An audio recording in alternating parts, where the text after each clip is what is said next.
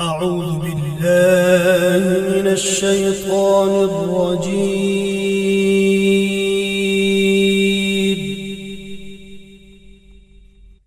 بسم الله الرحمن الرحيم.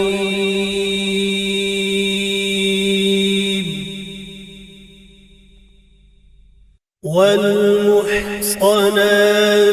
من النساء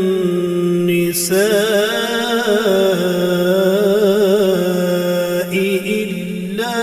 ما ملكت أيمانكم كتاب الله عليكم. وأحل لكم ما وراء ذلكم أن تبتغوا بأموالكم محصنين غير مسافحين،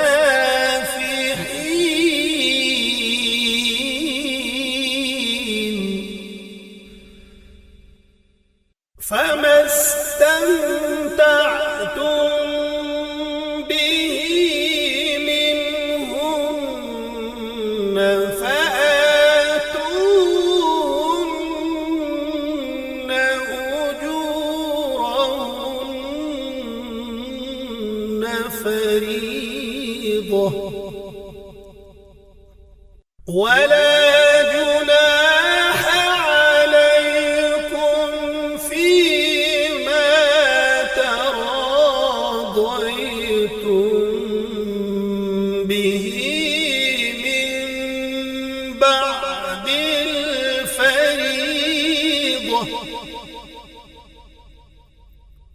إن الله كان عليما حكيما.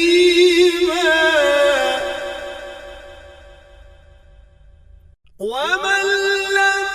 يستطع منكم طولا أن ينكح المحصنات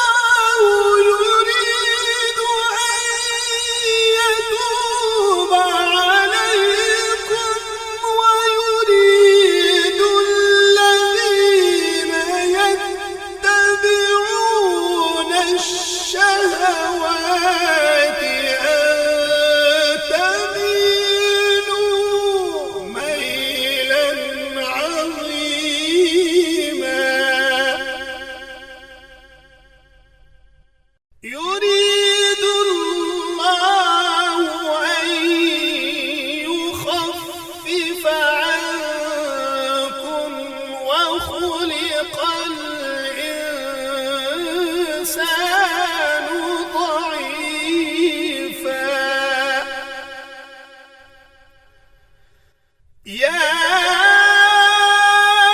أيها الذين آمنوا لا تأكلوا أموالكم بينكم بالباطل إلا أن تكون تجارة عن تراض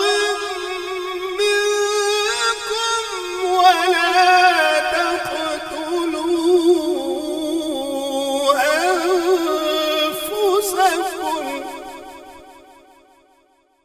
إن الله كان بكم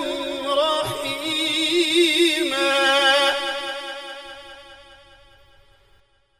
ومن يفعل ذلك عدوانا وظلما فسوف نصليه نارا وكان ذلك على الله يسيرا إن تجتنبوا كبائر ما تنهون عنه نكفر عنكم سيئاتكم وندخلكم مدخلا كريما ولا تتمنوا ما فضل الله به بعضكم على بعض للرجال نصيب مما اكتسبوا وللنساء نصيب مما اكتسبن واسألوا الله من فضله إن الله كان بكل شيء عليما ولكل جعلنا موالي مما ترك الوالدان والأقربون والذين عقدت أيمانكم فآتوهم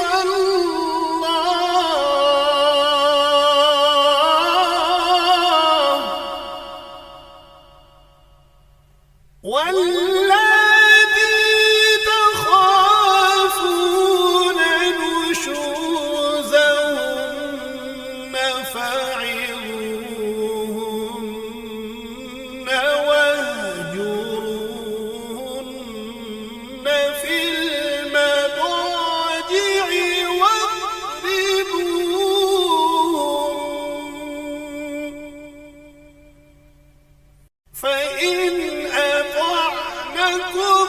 فلا تبغوا عليهن سبيلا إن الله كان عليا كبيرا وإن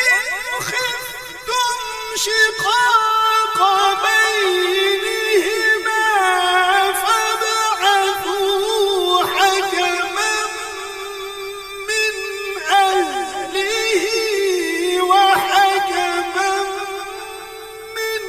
أهلها إن يريدا إصلاحا يوفق الله بينهما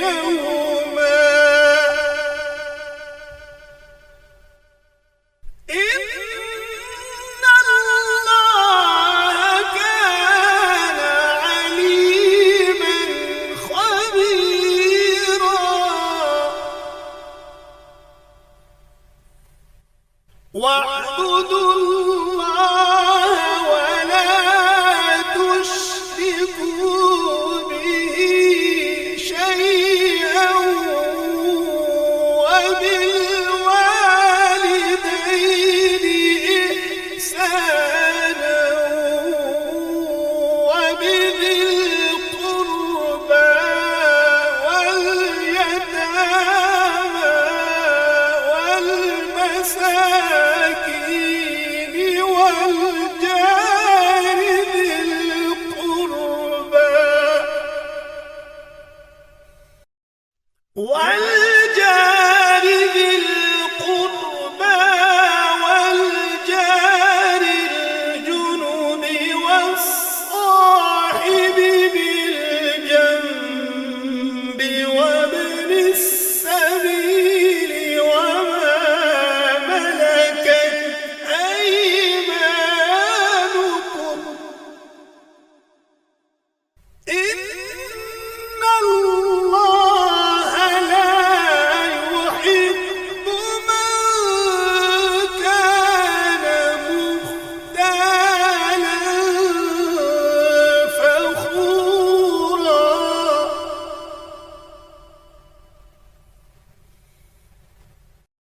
الذين يبخلون ويأمرون الناس بالبخل ويكتمون ما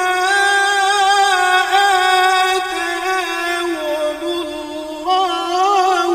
من فضله وأعتدنا للكافرين عذابا مهينا والذين ينفقون أموالهم رئاء الناس ولا يؤمنون بالله ولا باليوم الآخر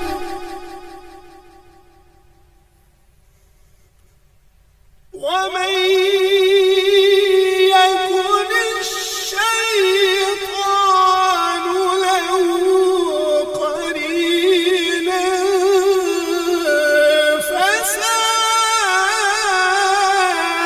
فساء قرينا وماذا عليهم لو آمنوا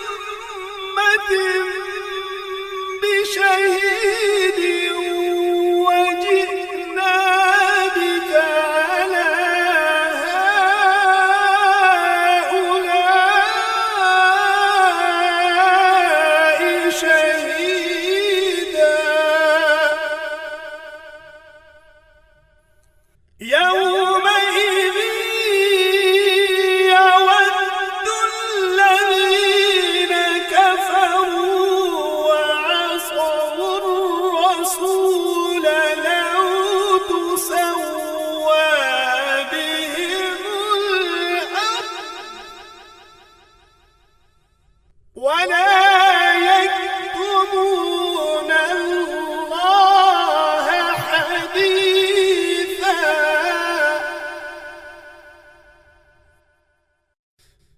يا أيها الذين آمنوا لا تقربوا الصلاة وأنتم سكارى حتى تعلموا ما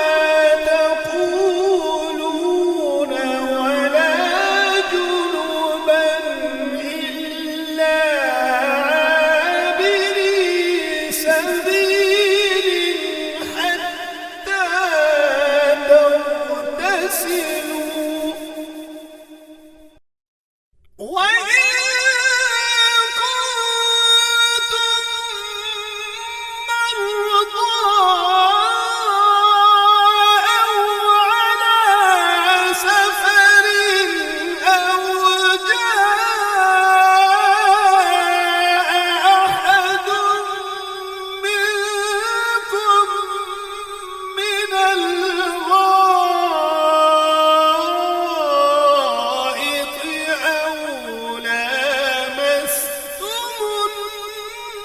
النساء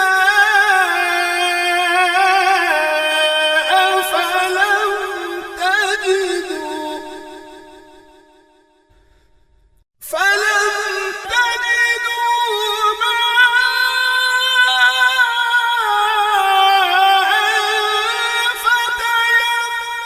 فتيمموا صعيدا طيبا فامسحوا بوجوهكم وأيديكم إن الله كان عفوا غفورا. ألم تر إلى الذين أوتوا نصيبا من الكتاب يشترون الضلالة ويريدون أن تضلوا السبيل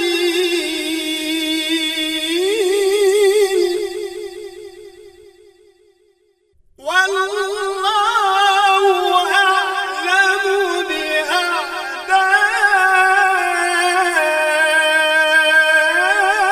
بأعدائكم وكفى بالله وليا وكفى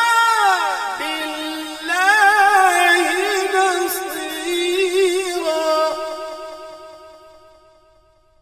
من الذين هادوا يحرفون الكلم عن مواضعه ويقولون سمعنا وعصينا واسمع غير مسمع وراعنا ليا بألسنتهم وطعنا في الدين. ولو أنهم قالوا سمعنا وأطعنا واسمع وانظرنا لكان خيرا لهم وأقوم ولكن لعنهم الله بكفرهم فلا يؤمنون إلا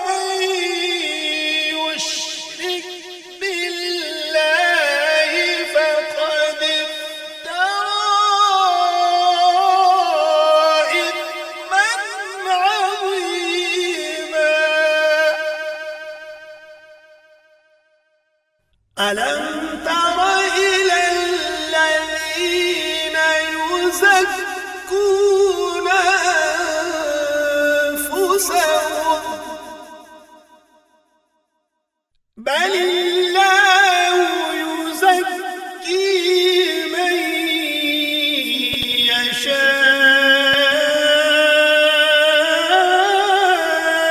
يشاء ولا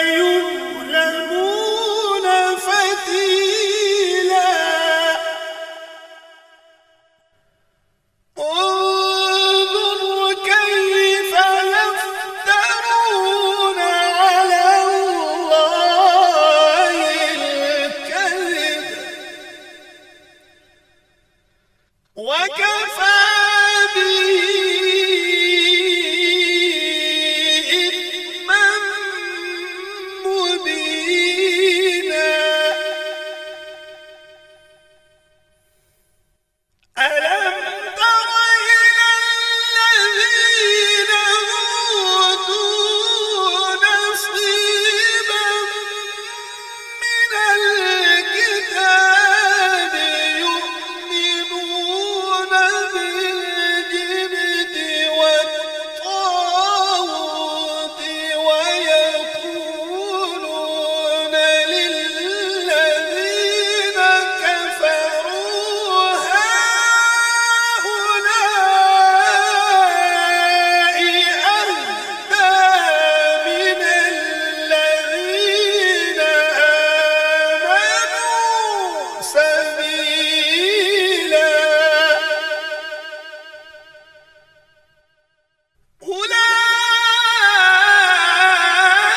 أولئك الذين لعنهم الله ومن يلعن الله فلن تجد له نصيرا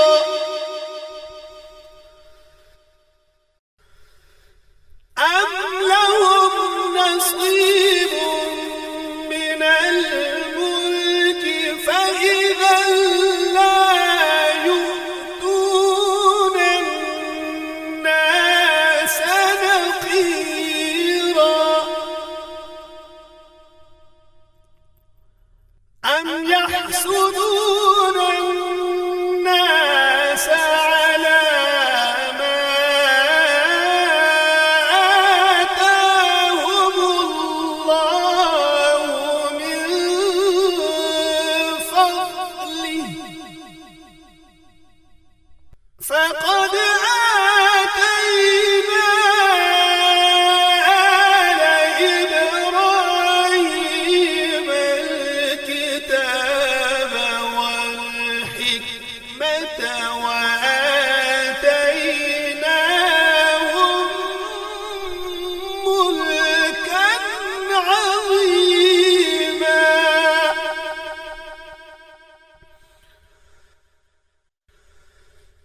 فمنهم من آمن به ومنهم من صد عنه وكفى بجهنم سعيرا إن الذين كفروا بآياتنا سوف نصليهم نارا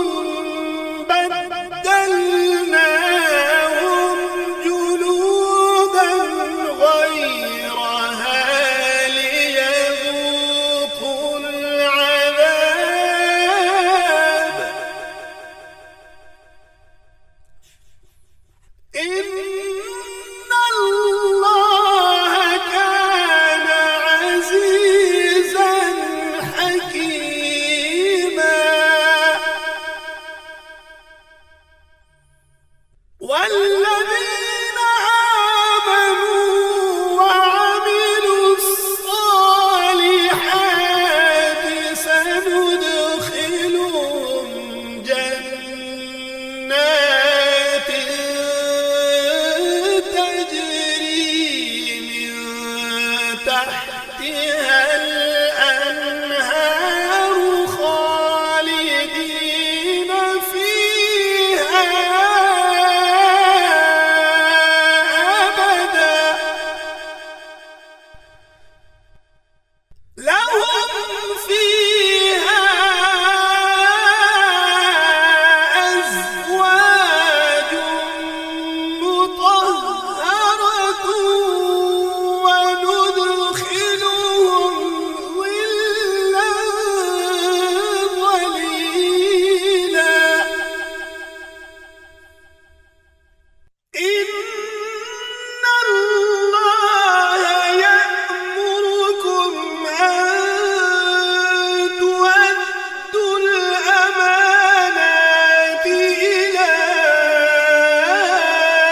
أهلها وإذا حكمتم بين الناس أن تحكموا بالعدل إن الله نعم ما يعظكم به إن الله كان سميعا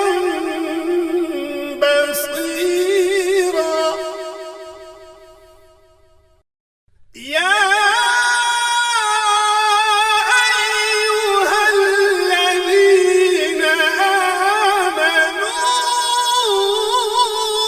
أطيعوا الله وأطيعوا الرسول وأولي الأمر منكم فإن تنازعتم في شيء فردوه إلى الله والرسول إن كنتم تؤمنون بالله واليوم الآخر ذلك خير وأحسن تأويلا ألم تر إلى الذين يزعمون أنهم آمنوا بما أنزل إليك وما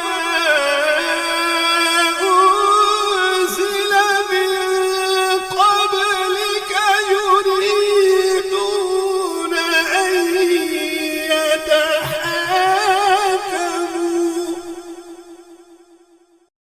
وما أنزل من قبلك يريدون أن يتحاكموا إلى الطاغوت وقد أمروا أن يكفروا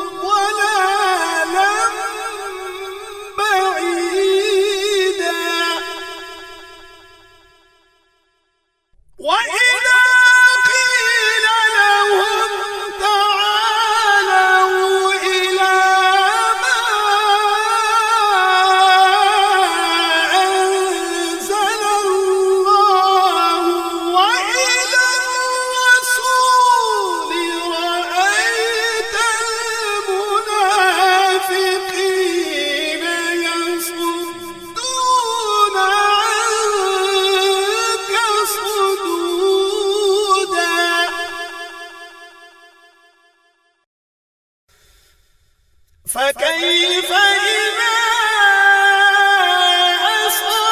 أصابتهم مصيبة بما قدمت أيديهم ثم جاءوك يحلفون بالله إن أردنا إلا إحسانا وتوفيقا.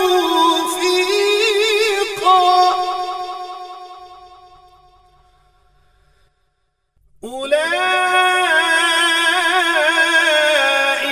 الذين يعلم الله ما في قلوبهم فأعرض عنهم وعظهم وقل لهم في أنفسهم قولا بليغا. وما أرسلنا من رسول إلا ليطاع بإذن الله.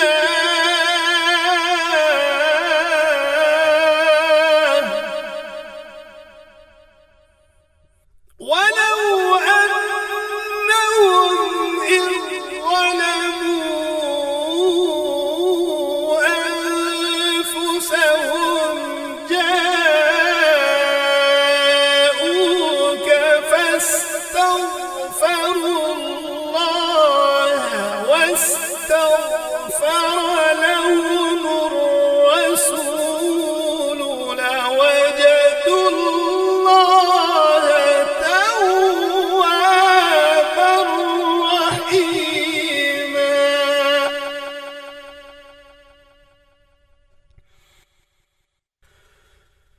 فلا وربك لا يؤمنون حتى يحكموك فيما شجر بينهم ثم لا يجدوا في أنفسهم حرجا مما قضيت ويسلموا تسليما.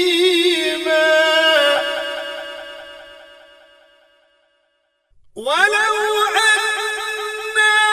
كتبنا عليهم أن اقتلوا أنفسكم أو اخرجوا من دياركم ما فعلوه إلا قليل منهم. ولو أنهم فعلوا ما يوعظون به لكان خيرا لهم وأشد تثبيتا. وإذا لآتيناهم من لدنا أجرا عظيما.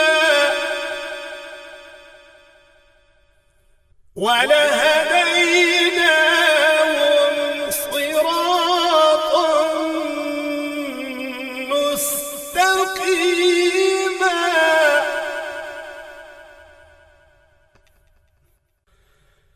ومن يطع الله والرسول فأولئك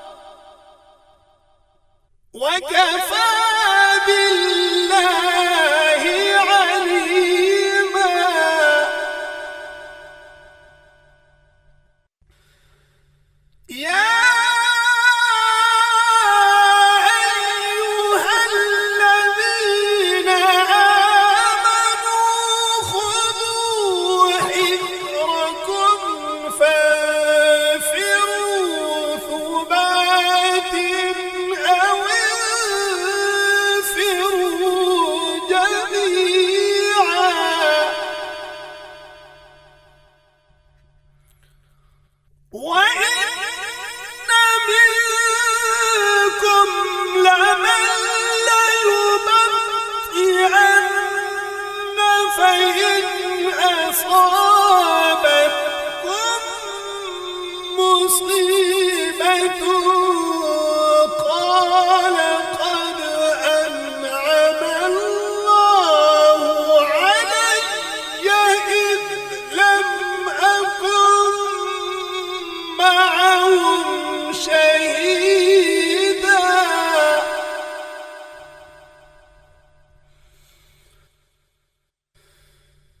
ولئن أصابكم فضل من الله ليقولن كأن لم تكن بينكم وبينه مودة يا ليتني كنت معهم فأفوز فوزا عظيما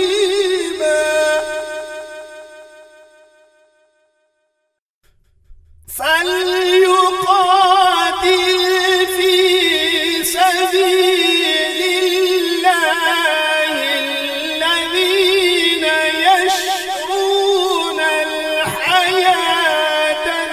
الدنيا بالآخرة ومن يقاتل في سبيل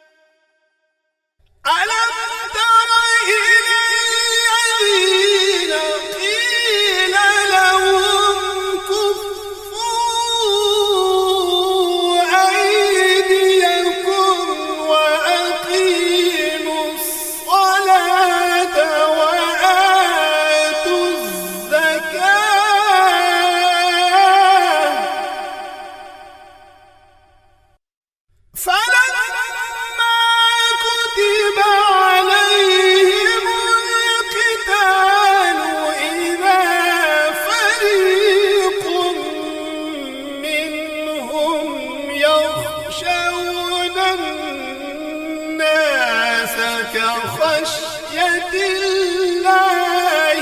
أو أشد خشية وقالوا ربنا لم كتبت علينا القتال لولا أخرتنا إلى أجل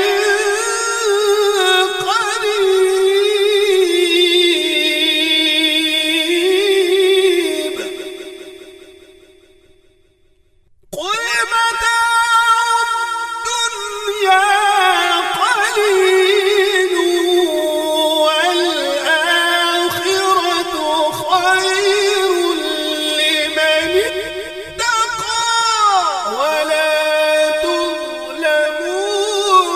فتيلا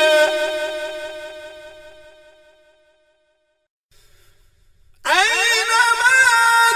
تكونوا يدرككم الموت ولو كنتم في بروج مشيدة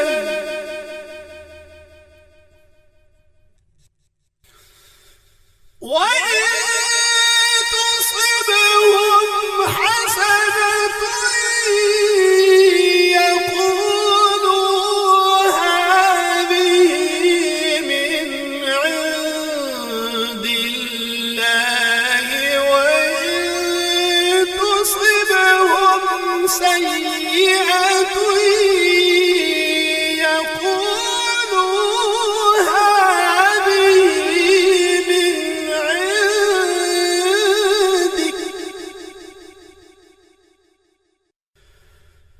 قل كل من عند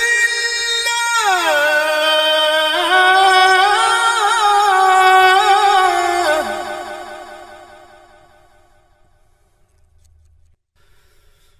فما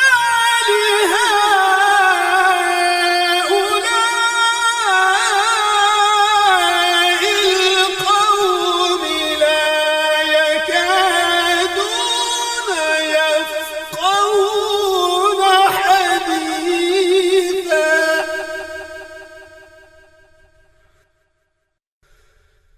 ما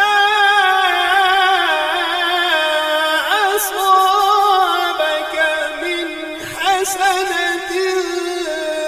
فمن الله وما أصابك من سيئة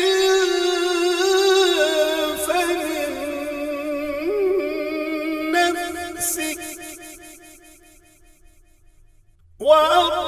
وأرسلناك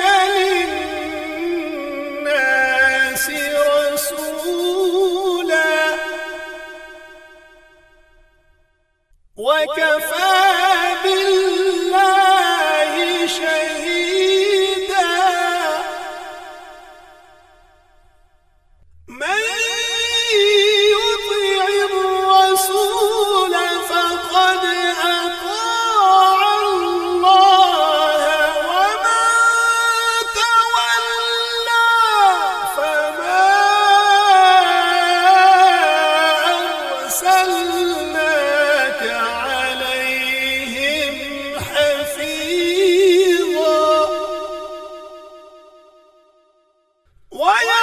ويقولون طاعة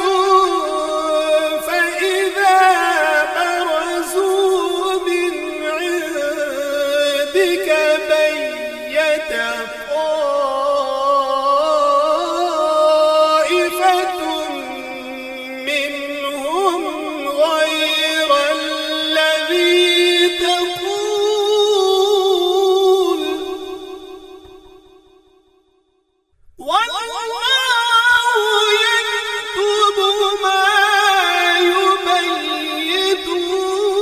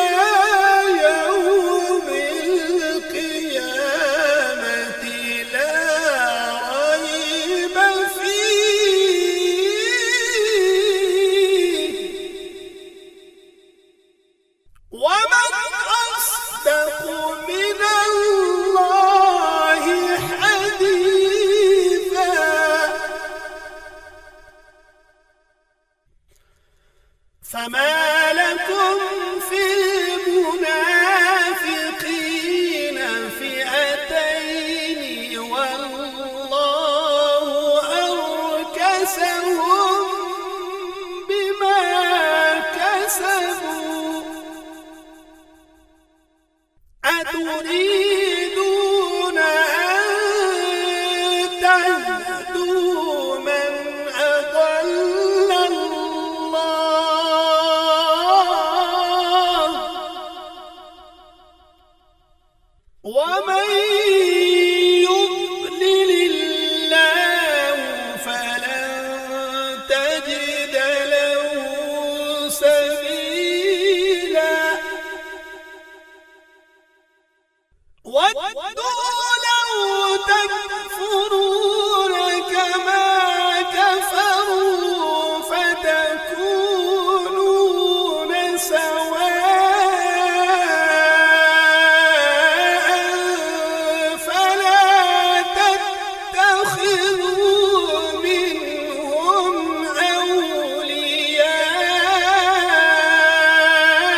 أولياء حتى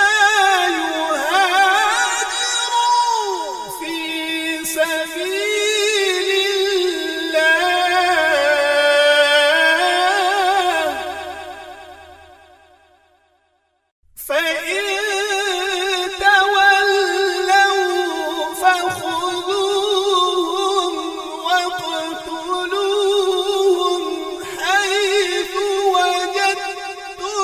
وجدتموهم ولا تتخذوا منهم وليا ولا نصيرا إلا الذين يصلون إلى قوم بينكم وبينهم ميثاق أو جاءوكم حصرت صدورهم أن يقاتلوكم أو يقاتلوا قومهم ولو شاء الله لسلطهم عليكم فلقاتلوكم فإن اعتزلوكم فلم يقاتلوكم وألقوا إليكم السلم فما جعل الله لكم عليهم سبيلا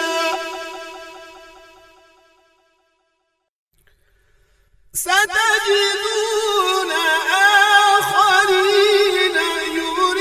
يريدون أن يأمنوكم ويأمنوا قومهم كلما ردوا إلى الفتنة أركسوا فيها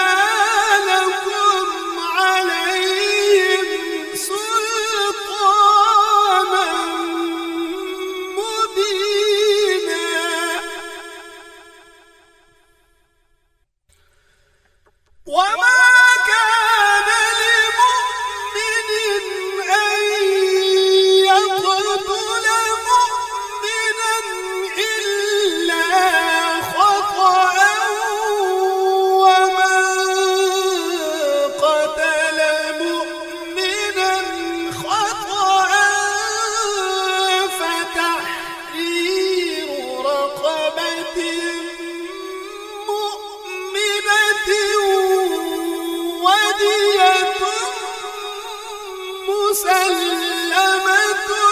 إلى أهله إلا أن يصدقوا فإن كان من قوم عدو لكم وهو مؤمن فتحرير رقبة مؤمنة وإن كان من قوم بينكم وبينهم ميثاق فدية مسلمة إلى أهله وتحرير رقبة مؤمنة فمن لم يجد فصيام شهرين متتابعين توبة من الله وكان الله عليما حكيما ومن يقتل مؤمنا متعمدا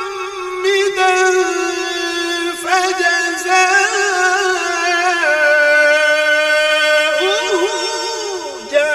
جهنم خالدا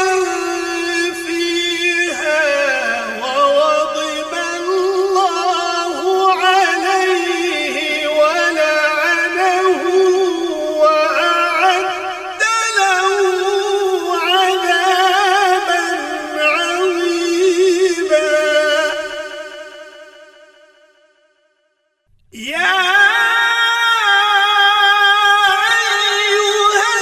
الذين آمنوا إذا ضربتم في سبيل الله فتبينوا ولا تقولوا لمن ألقى إليكم السلام لست مؤمنا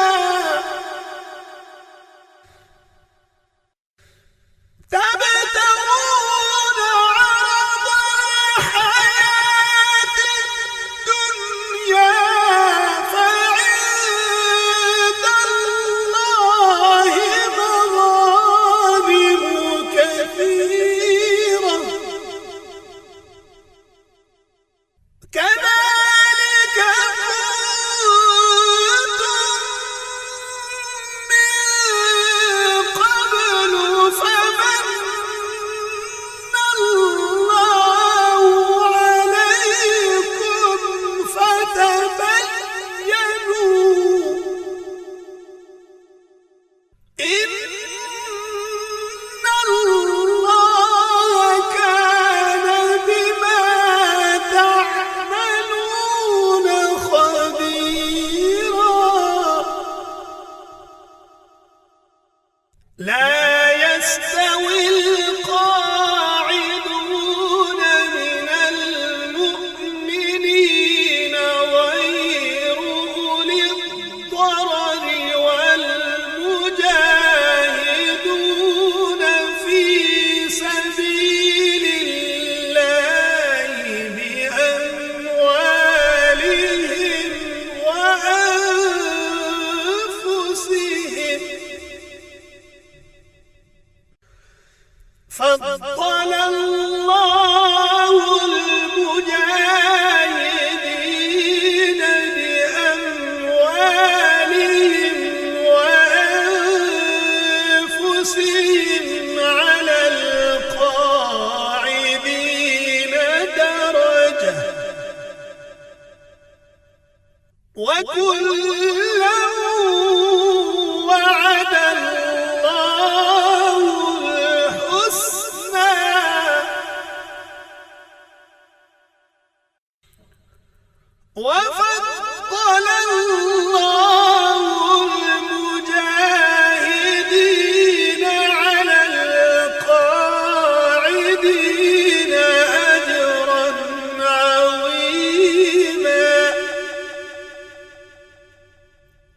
درجات منه ومغفرة ورحمة وكان الله غفورا رحيما إن الذين توفاهم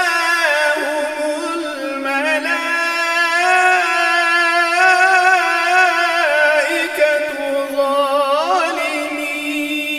ظالمي أنفسهم قالوا فيم كنتم قالوا كنا مستضعفين في الأرض قالوا ألم تكن أرض الله واسعة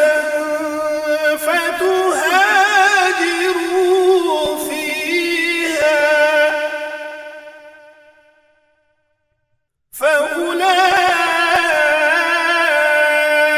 فأولئك مأواهم جهنم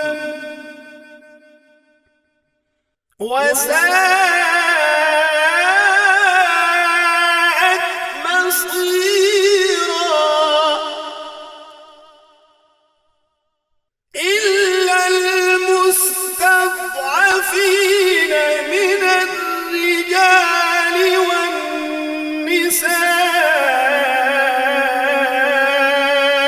والنساء والولدان لا يستطيعون حيلة ولا يهتدون سبيلا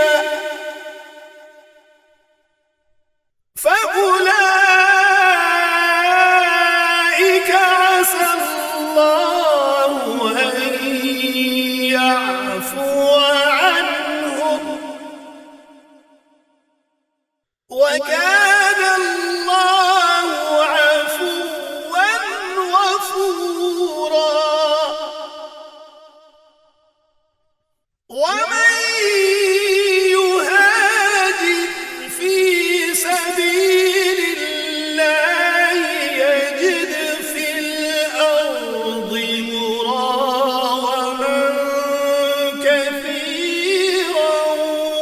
وسعة ومن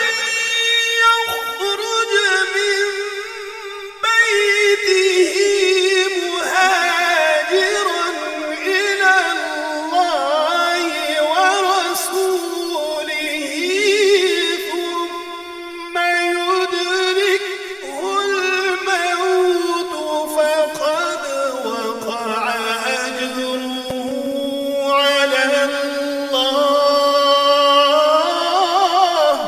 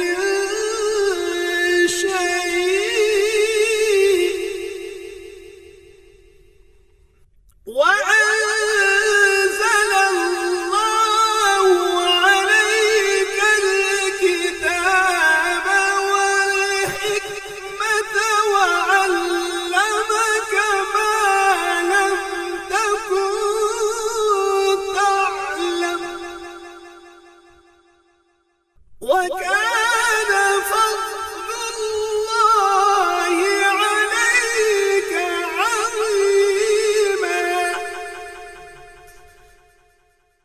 لا خير في كثير من نجواهم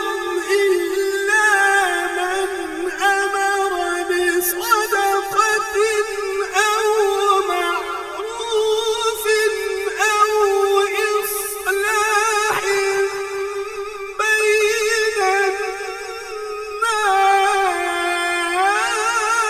الناس. ومن يفعل ذلك ابتغاء مرضات الله فسوف نؤتيه أجرا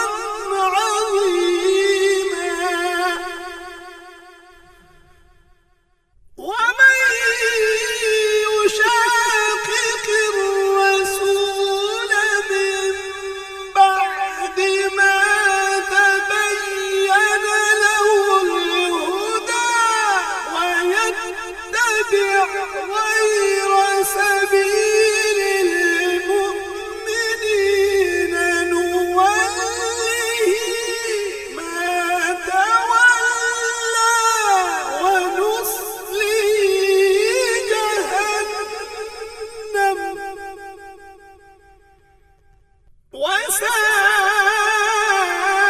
وساءت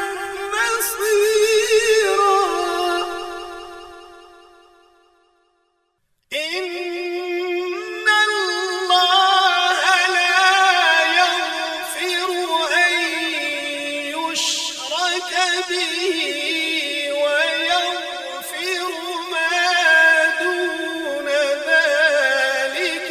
لمن يشاء.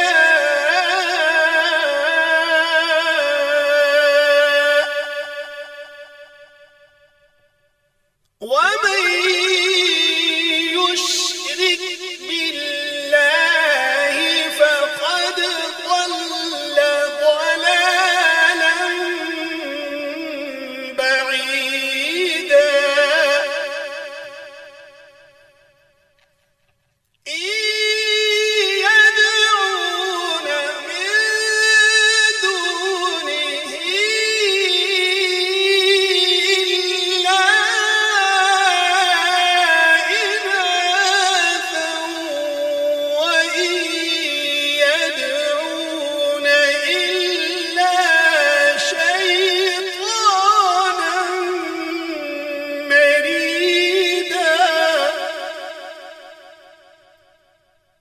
لعنه الله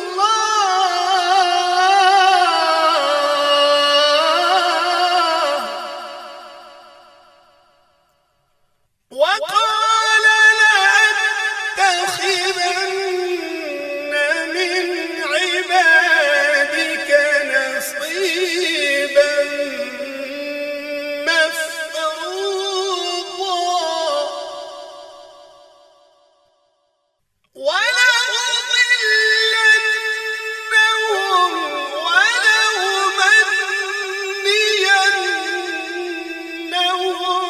ولآمرنهم فليبتكن آذان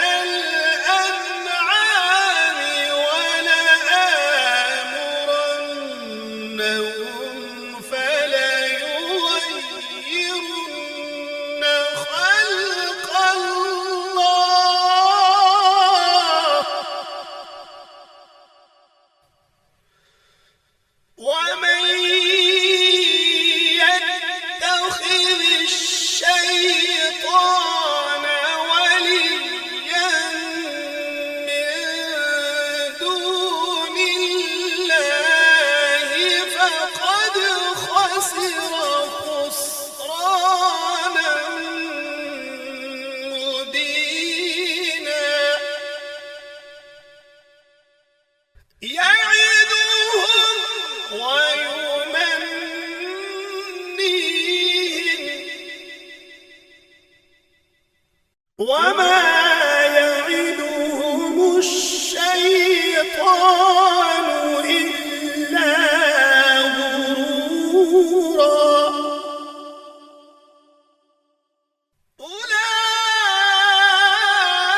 أولئك مأواهم جهنم ولا يجدون عنها محيصا والذين آمنوا وعملوا الصالحات سندخلهم جنات تجري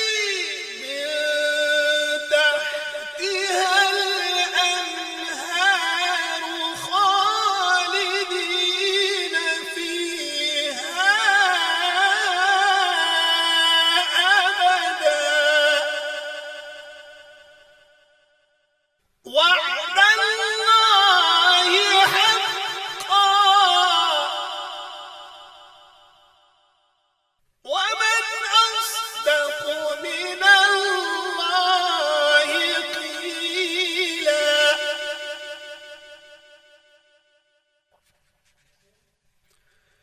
ليس بأمانيكم ولا أماني أهل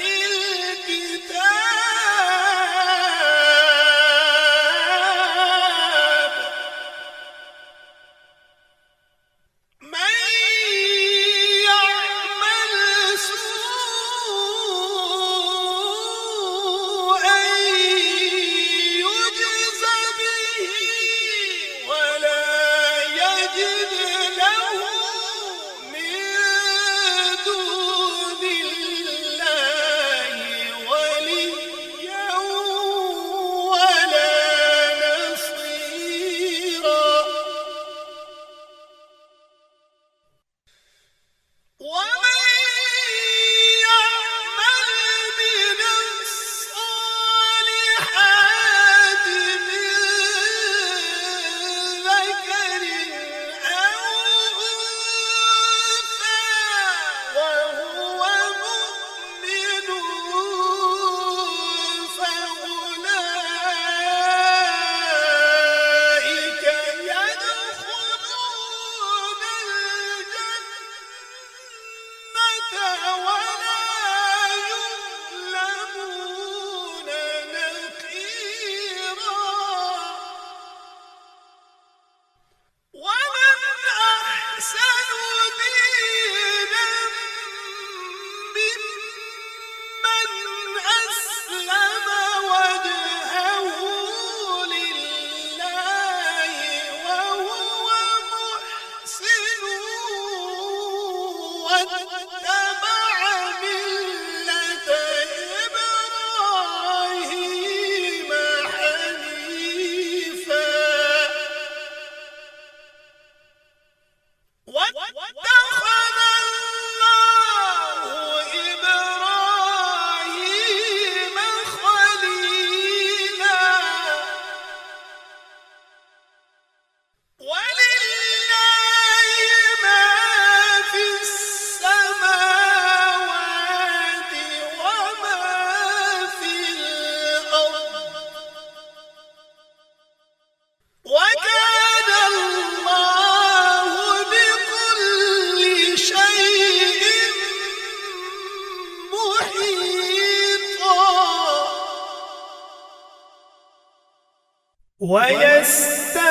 ويستفتونك في النساء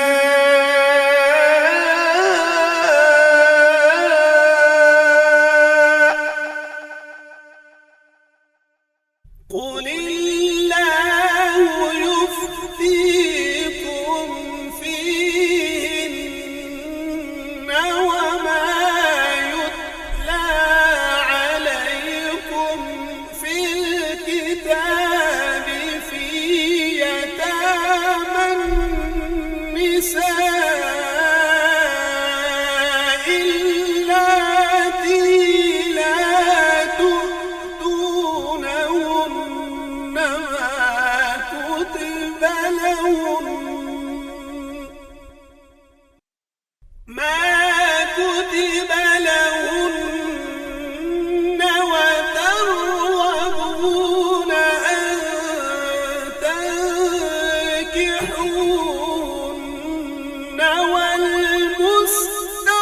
والمستضعفين من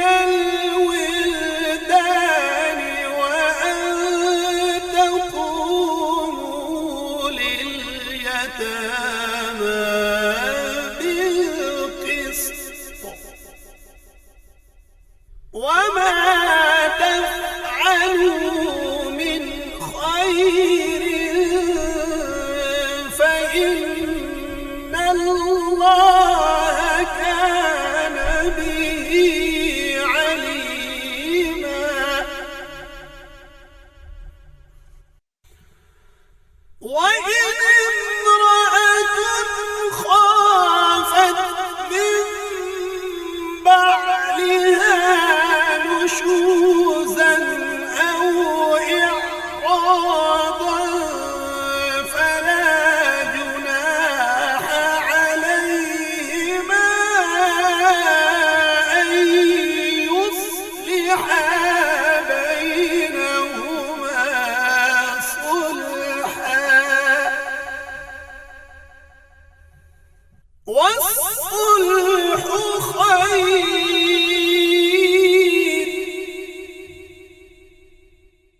وأحضرت الأنفس الشح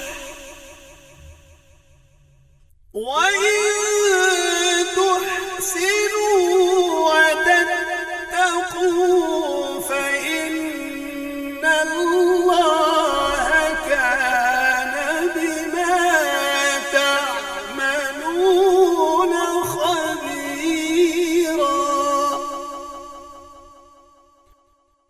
ولن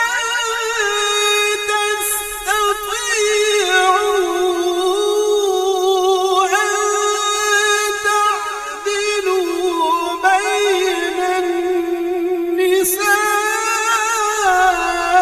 النساء ولو حرصتم فلا تميلوا كل الميل فتذروها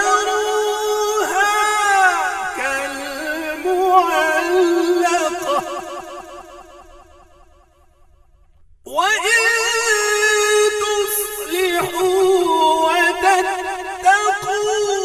فإن الله كان غفورا رحيما وإن يتفرقا يغن الله كلا من سعته وكان الله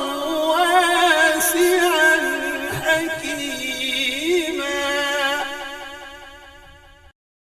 ولله ما في السماوات وما في الأرض ولقد وصينا الذين أوتوا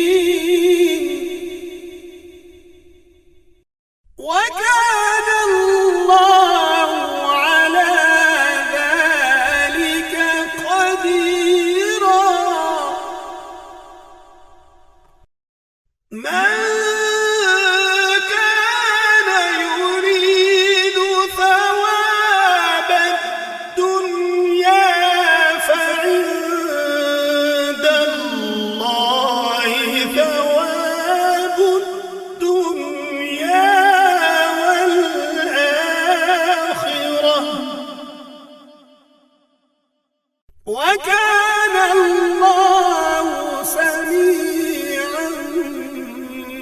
بصيرا.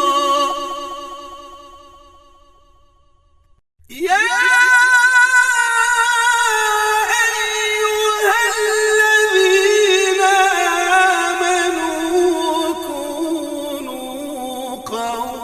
قوامين بالقسط شهداء لله ولو على أنفسكم أو الوالدين والأقربين.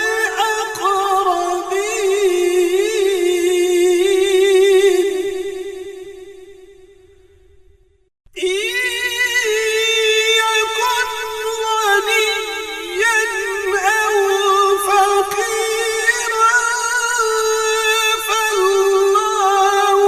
أولى بهما فلا تتبعوا الهوى أن تعدلوا. وإن تلووا أو تعرضوا فإن الله كان بما تعملون خبيرا. يا أيها الذين آمنوا آمنوا بالله ورسوله والكتاب الذي نزل على رسوله والكتاب الذي أنزل من قبل. ومن يكفر بالله وملائكته وكتبه ورسله واليوم الآخر فقد ضل ضلالا بعيدا. إن الذين آمنوا ثم كفروا ثم آمنوا ثم كفروا ثم ازدادوا كفرا لم يكن الله ليغفر لهم ولا ليهديهم سبيلا. بشر المنافقين بأن لهم عذابا أليما. الذين يتخذون الكافرين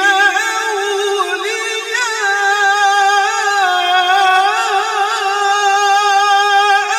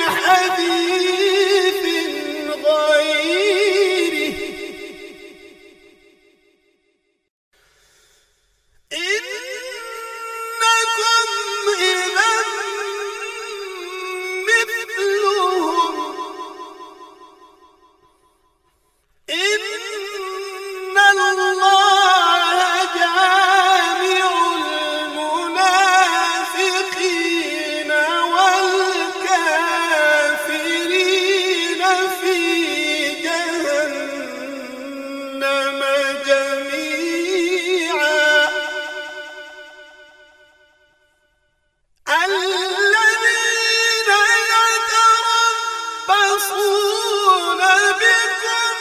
فإن كان لكم فتح من الله قالوا ألم نكن معكم وإن كان للكافرين نصيب قالوا ألم نستحوذ عليكم ونمنعكم من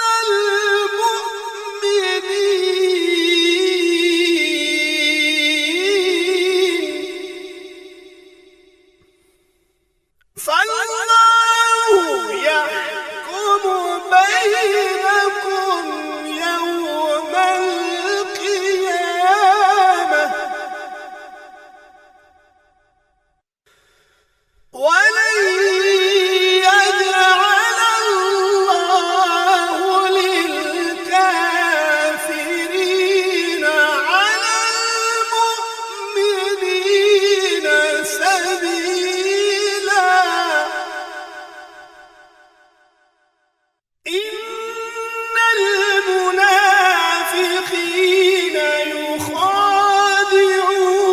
الله وهو خادعهم وإذا قاموا إلى الصلاة قاموا كسالى يراءون الناس ولا يذكرون الله إلا قليلا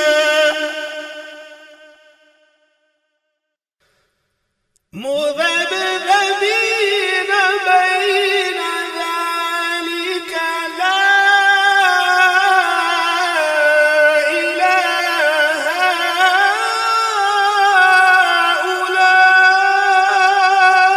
هؤلاء ولا إله هؤلاء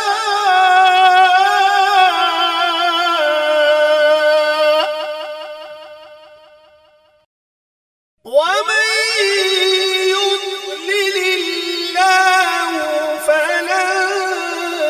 تجد له سبيلا يا أيها الذين آمنوا لا تتخذوا الكافرين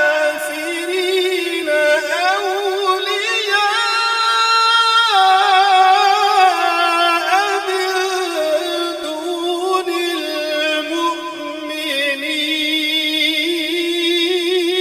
المؤمنين.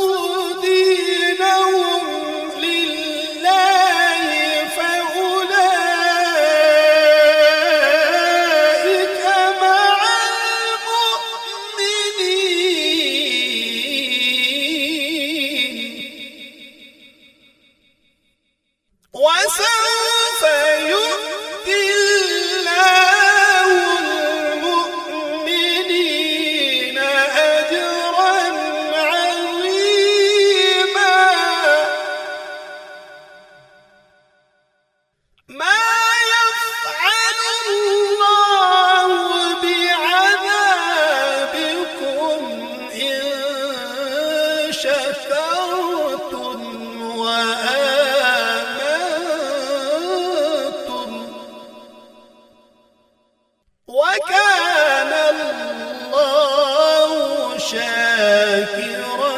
عليما. صدق الله